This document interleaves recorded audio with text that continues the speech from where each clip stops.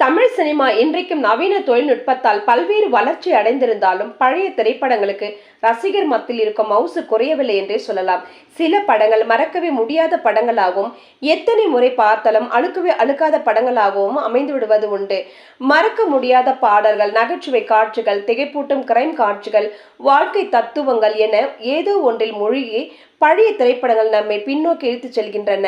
அந்த வகையில் தமிழ் திரை உலகில் தனக்கென ஒரு பணியை உருவாக்கி கொண்டு தனி முத்திரை பதித்தன எம்ஜிஆர் திரைப்படங்கள். மக்கள் திலகம் என்று எல்லோராலும் போற்றப்படும் புரட்சி தலைவர் எம்ஜிஆர் நடித்த திரைப்படங்கள் வெகுஜன மக்களின் உணர்வுகளை பிரதிபலித்தன.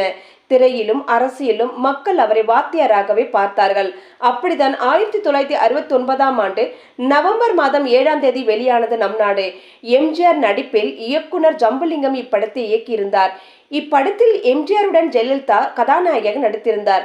நாகிரெட்டி தயாரித்த இப்படத்தில் S V. Rangarao, S A. Asokan, K A. Thangavelu, R S. Manohar, Thengai Srinivasan, Nagesh, பண்டேரிபாய், குட்டி பத்மினி உள்ளிட்ட பலரும் நடித்திருந்தனர். எம்ஜிஆரின் சினிமா பயணத்தில் முக்கிய திரைப்படங்கள் ஒன்றாக நம் நாடு அமைந்தது. தன்னை பற்றி கவலைப்படாமல் தன்னுடன் இருக்கும் மக்களுக்காகவே போராடுகின்றான்.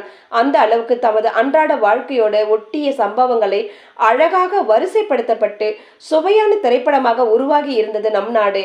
இத்திரைப்படத்தில் இடம்பெற்ற பாடல்கள் அனைத்தும் பட்டி தொட்டி எங்கும் ஹிட் அடித்தது. நல்ல பேரை வாங்க வேண்டும் பிள்ளைகளே, நினைத்ததை நடத்தியே முடிப்பவன், வாங்கையா வாத்தியாரையா போன்ற பாடல்கள் காலத்தை தாண்டி நிற்கும் பாடல்களாக அமைந்தது.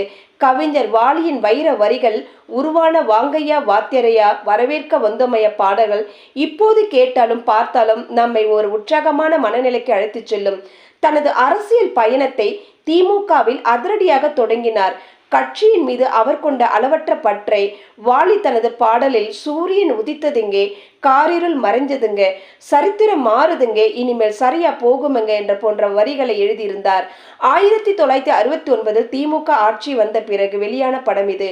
உதயசூரியன் ஆட்சிக்கு வந்ததும் இருள் விலகிவிட்டது என்றும், புது சரித்திரம் உருவாகிறது என்றும், இனி எல்லாமே சரியா நடக்கும் என்றும் எழுதியிருப்பார் வாலி. இந்த பாடல் எம்ஜிஆர் புகழை உச்சிக்கே கொண்டு சென்றது.